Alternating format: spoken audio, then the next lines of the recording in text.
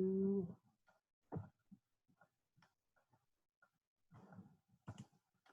3.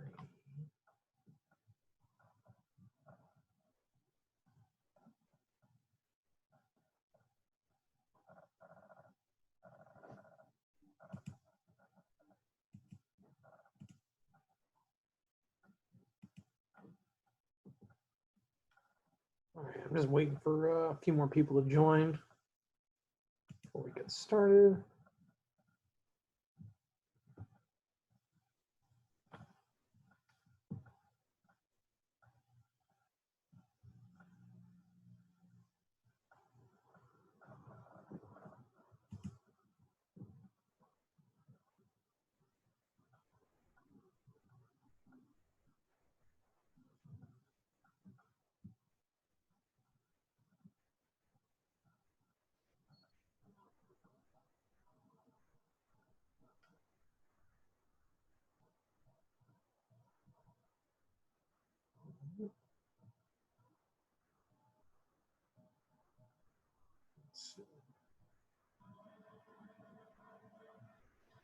Now we'll go ahead, we'll get started. The videos are always going to be recorded anyways, as far as all the lectures and everything. So if there's a point where your internet gives out and you got to reconnect or something like that happens, you're never going to miss anything really. You can always go back. I'm going to, at the end of class, I always, at the end of the night, I'll be uploading all the videos on YouTube. And then at an email at the end of the night, I basically send out all the links to what we went over today.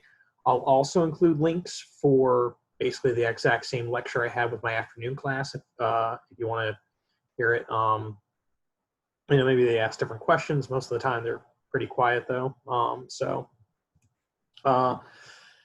As far as the lectures are concerned, how I'm going to run them is basically I'm just going to talk through the slides and everything like that. If you have a question during the lecture, please type into the chat, or if you use a reaction like clap or the little thumbs up thing on the phones, I think if you swipe right, it's like the 3rd page possibly, but on the computer, I know it's in the bottom right corner, a little reaction thing. If you hit that, then I'll pause, you know, unmute yourself, and then ask the question, whatever you want to go over again. So that's basically how it's going to be run. Is I'm just going to go over everything for the slides, leave it open to questions, and then sorry, my dog's acting up. And then I'll be uploading the videos at the end of the night with all of the information and everything recorded, so that way you can see that. I'm also going to be putting onto Canvas now that I've finally gotten onto it and everything. I'm going to be putting in all the slides, so that way if you want to go back over the slides just at your own pace, if you missed a note or something like that, we'll have the slides will be available as well as another option. So got it where basically I'll be just, you know, going over all the information. Like I said, if you got questions, just type into the chat the question, or you can you know, just put a little reaction, thumbs up or hands clapping, and I'll pause real quick. I'll unmute you, and you know, we'll see how this goes. Again, I haven't done it with a class this large yet, so you guys are by far my largest class, so we'll see how it goes. But I'm just going to get started. We'll go with the screen share. Get into slideshow. There we go. So what we're going to be in tonight is in your electricity handbook, the textbook that looks like this on the front of it. This, we're going to be going into chapter 10 tonight.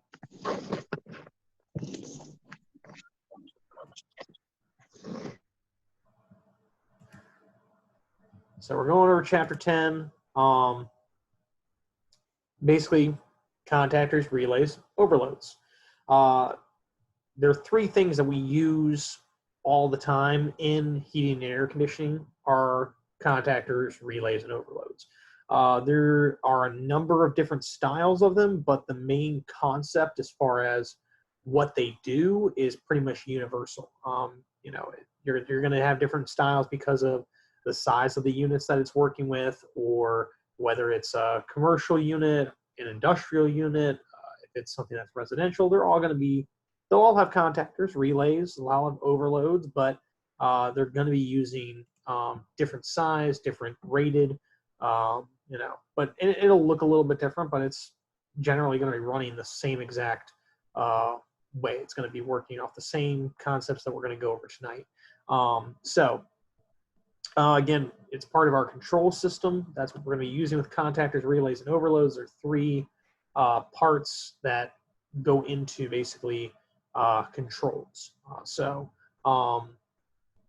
We've got controls are going to be something within HVAC that you can eventually, if you feel like you can actually make a whole career and all you work on is nothing but controls. I got a buddy of mine, I remember all he does every day, he just works on controls for Siemens, and that's the one company that he, you know, knows all of their equipment and everything like that.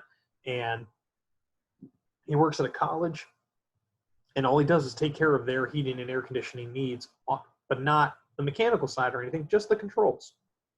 Most of the time, he's sitting in front of a computer, you know. So if you like computer stuff, if you're computer savvy, if you're the kind of person that really understands controls and how this kind of operation is going to work, where it's, you know, a yes, no, on, off kind of system, that's pretty much how HVAC works eventually, is it's, you know, it's either on or it's off, or, you know, we're controlling what turns on, what turns off, in what order, basically, with the control. So that way we don't have to have someone there saying, okay, well, now turn on this fan, now turn on that compressor, now turn on this. You know, no, let's make it automatic. Let's make it, you know, where it's reacting to fan motors, where it's reacting to low voltage signals, where it's, you know, it can be controlled by a control board, or it can be controlled by amp draw. So we've got a lot of different ways that in heating and air conditioning we can make a system controllable and not have it where it's, you know, just basically bogged down with all these different little tiny parts. Instead, we can make it, you know, nice and easy, precise, do its job. And so it just, over time, things change. We're going to have different controls, but contactors, relays, and overloads, three you're going to see, no matter how old or how new the unit is, they're going to have these. They just have to. I've never seen anything that doesn't really, except for outdoor units on like new multi-speed residential and commercial systems. Those are about the only ones that I've seen personally that at least like can ignore a contactor, but they build contactors into these giant control boards that are like, oh gosh, like 6 by 18. That's the size of the control board. They're massive. So those are always fun, especially replacing them and taking out all the wires and putting them back in. But all right, I'm getting distracted. So let's start right off going to contactors. Now, a contactor is a switch. It's essentially what it is, right? Just like a light switch on the wall or any kind of switch like that would be to, you know, power's coming in to the bottom of the switch. Top of the switch is sitting there with that wire connected to, let's say, a ceiling fan. And then when you flip that switch, you close that contact.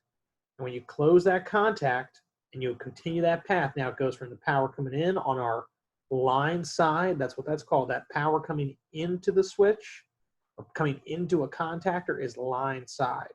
The other side going to our load, or our, you know, could be, like I said, ceiling fan, could be compressor, could be outdoor fan motor. The other side of the contactor that connects to the load is called your load side. So you've got line side comes in, load side goes out.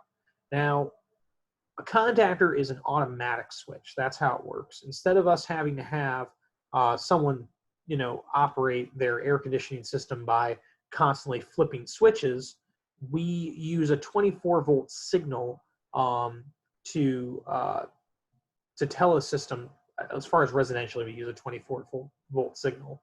Commercially, we use about 120 or 240, depending on, or 208, depending on what kind of system you've got. But residentially, we're talking 24-volt controls.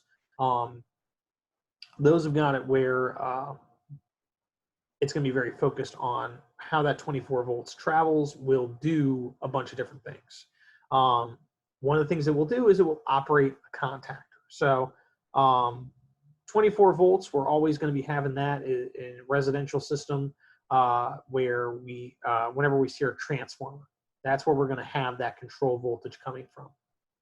That transformer, remember, it's going to take in high voltage, 120, 240, whatever it's coming in, and then it's going to step it down to 24 volts. Now, transformers can either be step up or step down, but for controls, they're going to be step down. The only time we really are seeing step up transformers in most HVAC systems is oil-fired furnaces. We'll use a step up transformer to take 120 volts up to about 10 to 20,000.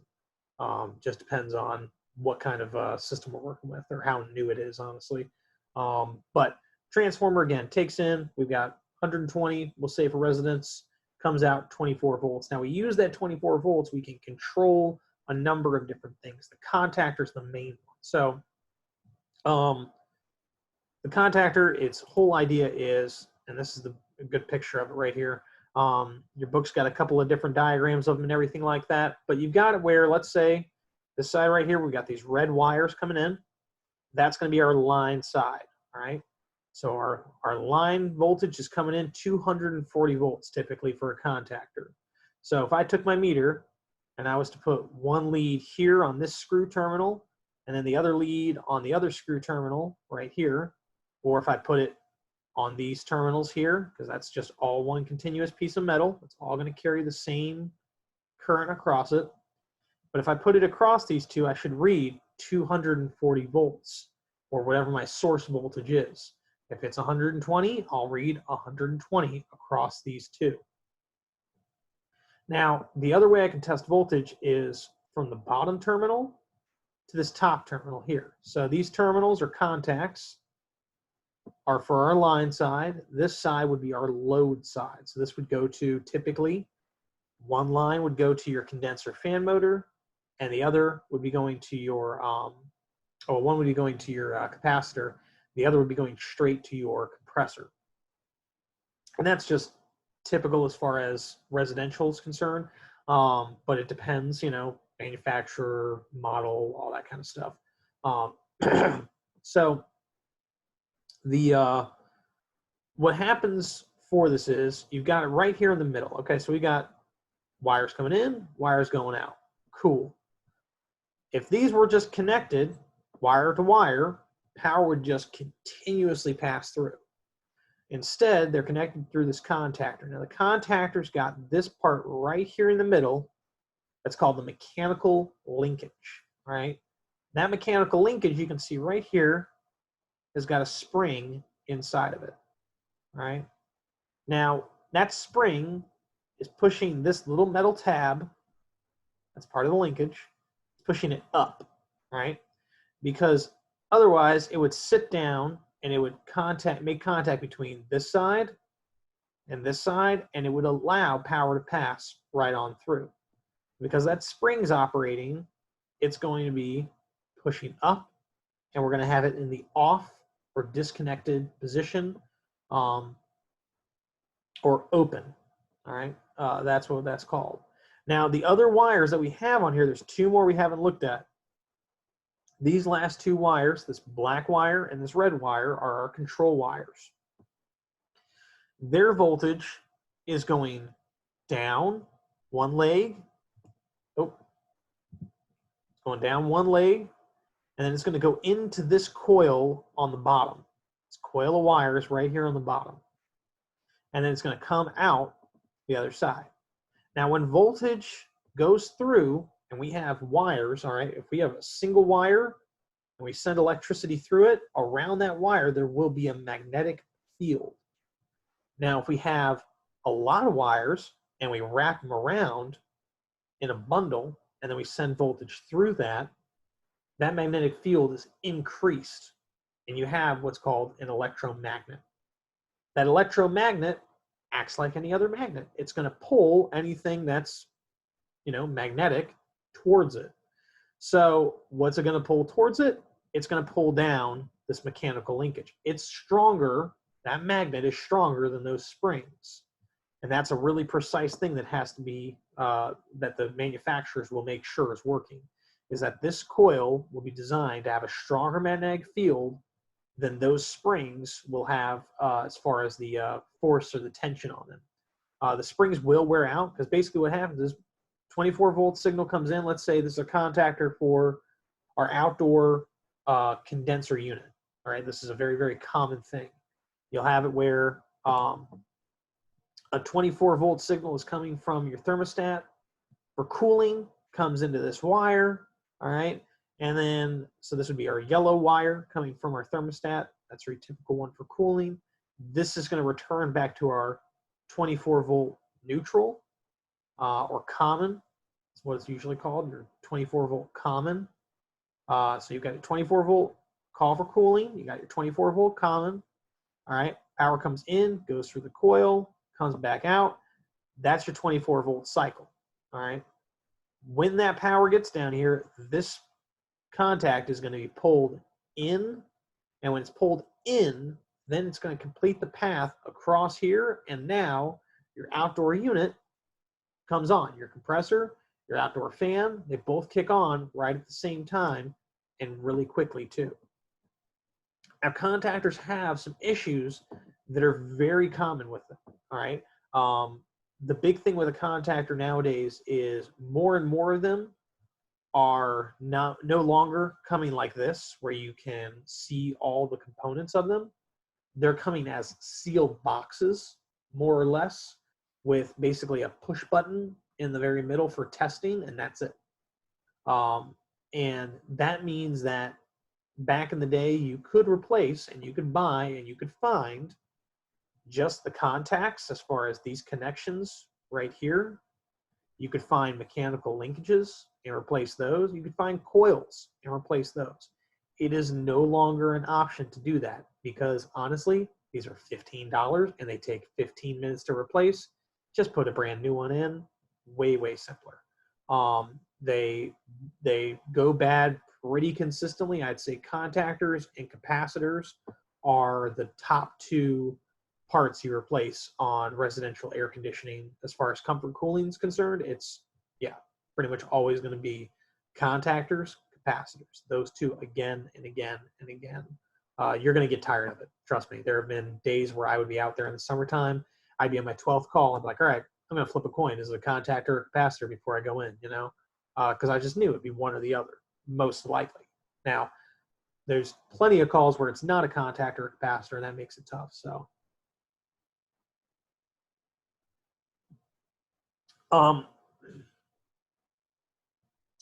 the main thing with this is you've got it where the coil is going to be one of your biggest factors. How it operates, whether or not it's going to work. You can test it a couple of different ways.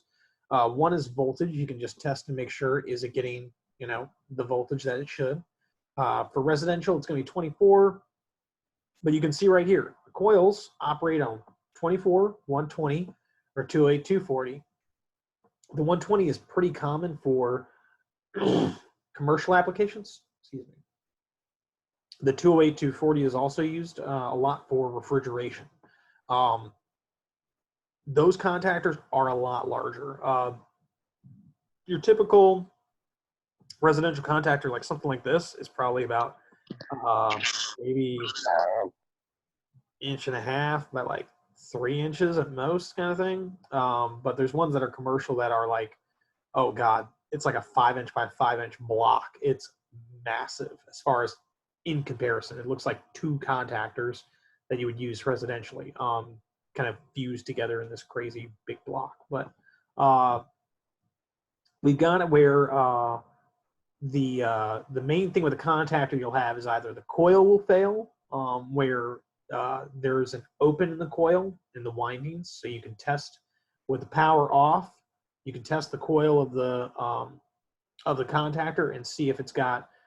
If you test with resistance, all right, you would test and see it should be close to 0. It's not going to be exactly 0 ohms, but it's going to be pretty low. If you see really high resistance, like I'd say over 100 or so ohms, you're probably got a short in that coil in itself. If you see an OL or infinity symbol, that means you have an open in the coil. That means there's somewhere in that whole little bundle of wires, there's one part that just disconnected, and that's it. The other thing you're going to have with these will be a short to ground, which would just mean that instead of shorting in, instead of one of those wires basically melting itself into another wire, it would short out and melt into something like this base right here, which I've had happen to me. I've gone on a call and I didn't know what was going on. And, you know, I'm checking to see, I'm like, oh yeah, I've got 24 volts coming in. And then I had it where I was testing, you know, different parts of for voltage and everything like that. And I got a shock, I got a spark right across one of my tools on the bottom of this base. And I was like, there shouldn't be voltage jumping off this metal base here. Off this coil, yeah, but not off this base. So then I checked and I saw, okay, I checked one lead of my meter here on the power coming in, and the other on this right here, I had power. I was like, okay, well, this is energized. That's what's happening right here. So that was a pretty annoying thing. But, you know, short to ground, open, or a short, it's the same failures you're going to see for an electric motor. So that's pretty much what happens. If you've got a coil of wires, you're going to see typical failures for them, whether it's for a contactor, a relay, a motor. They all have pretty much the same problems. Contactors also have problems with pitting is an issue. So you've got it where when that mechanical linkage is closing and it's making contact between those two sides, so right in the middle, it just moves down, and now we got a path from one side to the other for that electricity to flow through. That path of electricity, that's going to make it where, okay, yep, we've got power. It's going to go to our loads, all right? But that closing of it, that's when we can have issues, all right? If that doesn't close down perfect right down all at once making contact, if it's just a little bit off at an angle and then closes down, or a little bit, you know, pitched one way and then kind of closes down, and it, you know, doesn't all at once make contact, that's going to lead to sparking and arcing. It's going to make it where when that contactor pushes in, you're actually going to see a little electric spark. Things that can accelerate this is if the contactor is very dirty, if there's corrosion on it, if you have it where the coil is weakened or not working as well, if it's not pulling in as quickly, if it's not getting a good 24-volt signal, all these things. On top of environmental things like if bugs are getting inside of your outdoor unit, which is extremely common because all your electric wires in there, that's a really, really warm spot. And that's where they want to hang out, is where it's warm. So bugs and creepy crawlies and all that kind of stuff hang out in there, and they get stuck inside of the contactor, or their skins do, or their, you know, if it's a bug, their carcasses or their shells or whatever, they just all inside of there. It makes it where that is going to make it where it's got a resistance, and it's got something else in the way. It's not just going to be metal on metal contact. You've got metal bug metal contact, and that I've had that happen a lot of times. A trick to take care of that for future calls, because when you get to the call, you're never going to know, oh, this person's got a bug infested, you know, air conditioning unit as far as the outdoor one, or the access panel, for us as technicians. The way to fix it, and always tell a customer you're doing this, is mothballs. All right, keep a couple mothballs on your truck. Keep them in the back of the truck, so you know they're staying next to the refrigerant and they can stink up that area. If you're you know sensitive to the smell of mothballs, most of the time the storage package I had them in always didn't smell at my truck much, but you know, I would clean out the unit. I'd take pictures of all the dead bugs or animals or whatever. Any damaged or chewed up wires, I'd let them see, and you know, I'll let them know, like, okay, so here's what this is going to cause. Here's the issues. Here's what I want to make sure we're going to, you know, I'm going to replace this wire. I'm going to repair this part. You know, I'm going to replace this contactor because it's full of, you know, beetle antennae or whatever. Because I've had that happen. It was gross. But I don't know if it was antennas or legs or whatever, but it was just a lot of beetle parts in one contactor. It was nasty. But they had, let them know, be like, hey, look, this is what I'm going to do for you. To avoid this in the future, I'm going to put a couple mothballs inside of this. It's not going to get into your air conditioning, so you're not going to smell it in the house. It's just to take care of these guys and keep them out of your air conditioning unit. And people were always like, oh yeah, that sounds fantastic. Let's go ahead and do that. I'll repair the wires, replace the contactor, whatever you want to do. Just take care of those nasty, creepy crawlies. And it really isn't that hard to take care of them most of the time. You get a couple of pliers to pull out some mice. If there's any of them that are fried up inside of there, always keep a little tiny broom and dustpan for scooping out bugs. And then, just throw them in a trash bag and throw them in the trash. Done. They're not alive. You're not an exterminator. You're just cleaning it. That's it. There's just a bunch of dead bug carcasses because they live out in the boonies and no one's looked at their air conditioner in 6 years. And you're the first guy to go out there, and 6 years of bugs crawling up inside of a unit where the unit is 10 feet from heavily forested area. That's going to be an issue. So, that's something I've had happen. But taking care of that kind of stuff can help it where you're not just helping the customer, you're helping the unit. You're making sure that unit is operating properly with the correct amount of voltage. You're making sure that the contactor is new and fresh and not having it where it's got a bunch of stuff inside of it where it could lead to failure later on in the summer. This is extremely important, especially when it comes to one of those common calls y'all are going to get when you start out as service technicians. All right, when you first start out, most people start out as install technicians. All right. And after you go from installing, which is great, installing is fantastic. I know guys that do it for years and years and years. You go from installing, you go into service, right? That's the typical transition. Most of the time, not every company, not everybody, but most of the time that's what's going to happen. And when you go from that install to service technician, one of the things you're going to get is a preventative maintenance call. These are calls that mean money, all right? You've got it where basically the company has it where someone's on contract with them to have you go out either for heating or for cooling. You're going to check and see, okay, what's going on with the air conditioning system? What's going on with the furnace or the heating system? Is it operating properly? And one of the things about this is trying to be quick and thorough. It's a tough thing to do.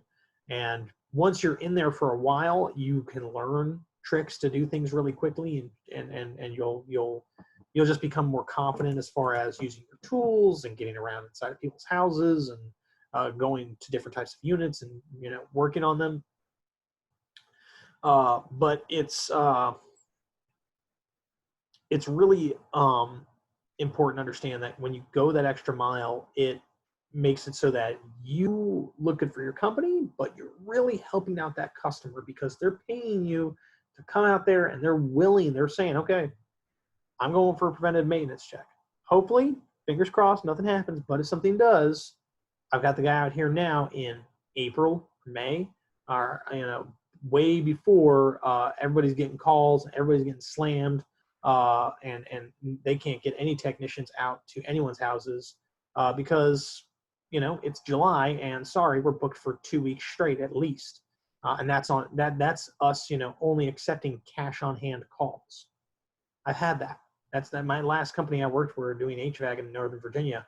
We got to a point where we were all working 10, 15 calls a day, and we still had it where we were having to turn people down, and the only calls we were taking were people who were willing to pay cash, not card, not check, no, cash. That was it. So it was it's something. It gets slam packed in the summertime. People will go a minute without a heat in the wintertime. They'll bundle up. They'll get an electric heater down at Walmart or whatever they need to do. We'll be fine. We can get it through this.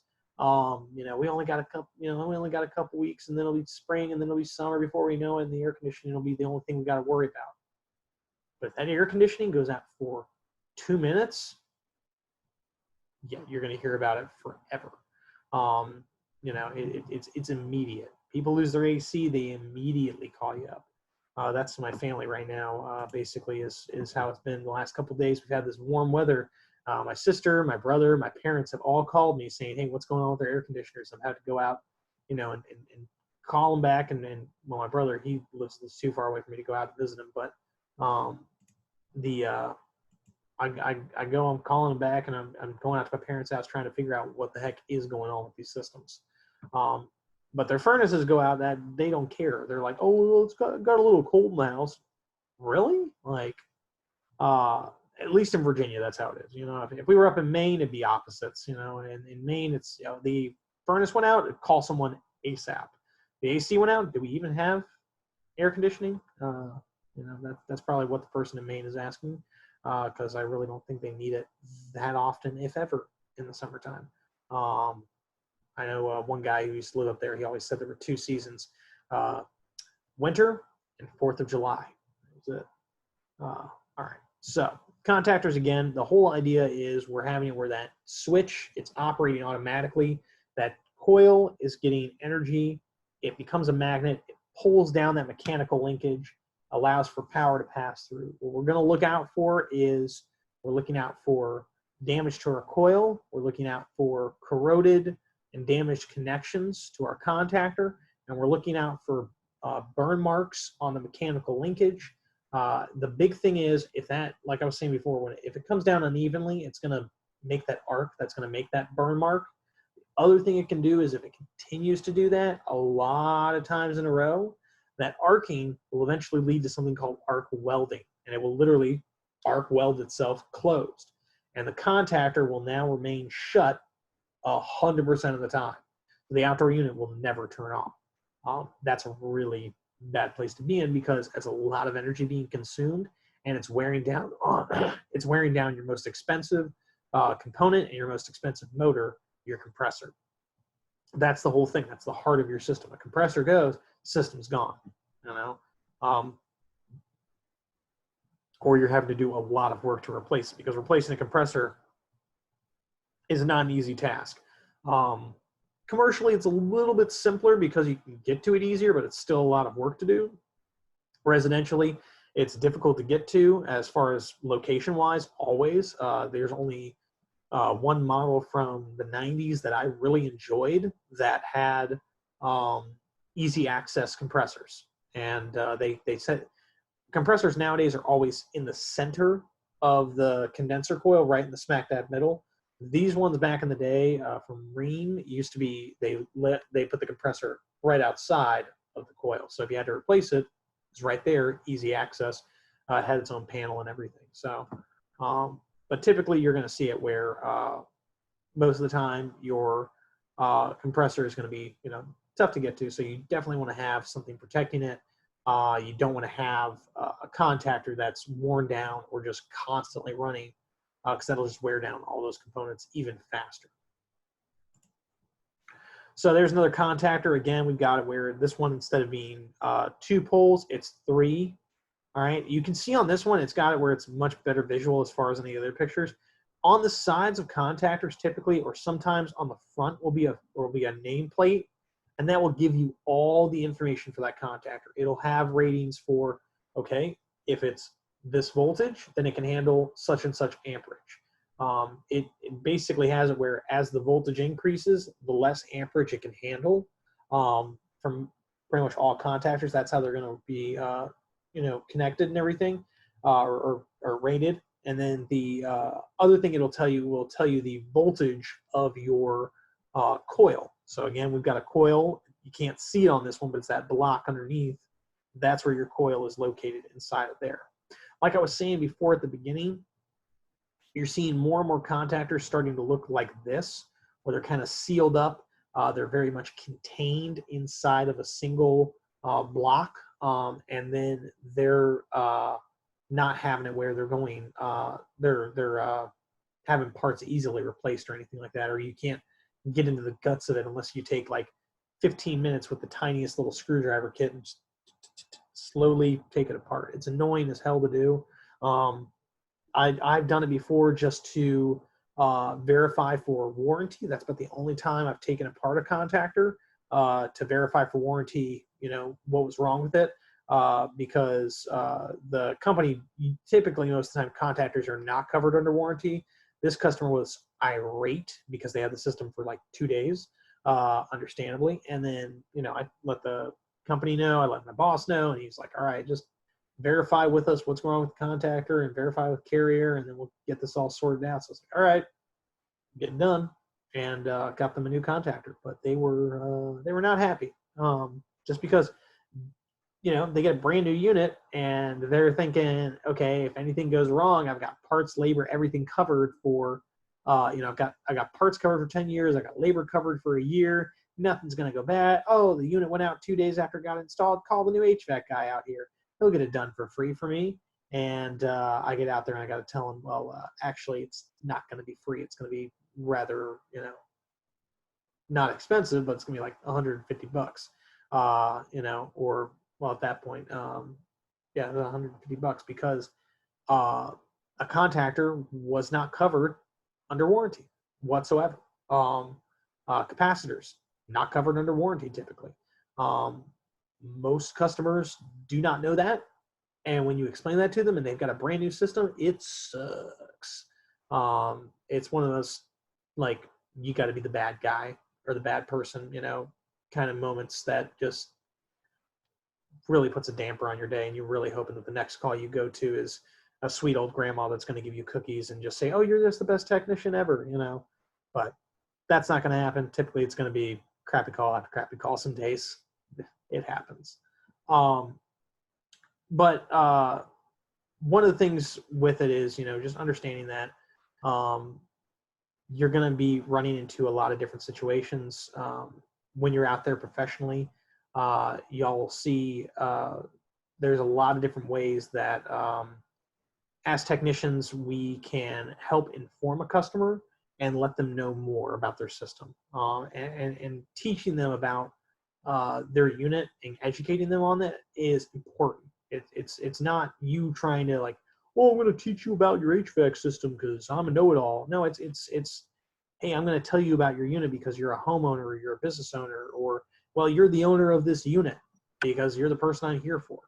And I want to inform you about ways that you can make this run better, or ways that, you know, if I'm out here next time, look out for this kind of stuff. If you hear anything like this in the next couple of days, give me a call right back right away.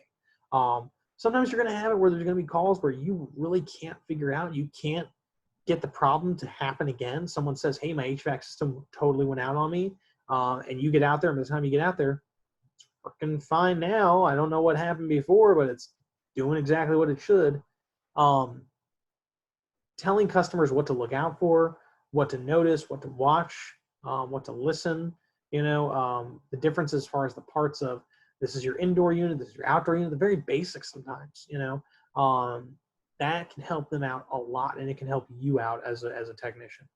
You teaching them shows that you value them as customers, and that you respect their intelligence and the fact that they can understand what an HVAC unit does.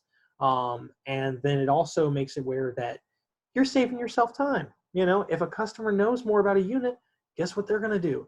Not call you out on stuff that they can fix, like a trip breaker, and they're not going to have where they're calling you out on stuff that they know, oh no, that's normal. That's how it actually operates, you know, 100% of the time. It's one of those things, as you get out more into the field, as you get more experience out there, you're going to learn more yourself. And then you can, and then from your learning experience, you're going to be able to share more with your customers.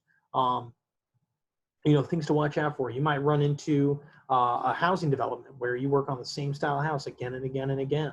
And you might run into a problem, and then you might run into it again. By the third time, you're telling every customer that's in that same house floor plan kind of thing, hey, watch out for this. This might be an issue for you in the next year or so. You know, so we'll get back at this again at 8 o'clock. I'm going to send out I'll start it up again then. Y'all already have the links in that email, and we will see you then.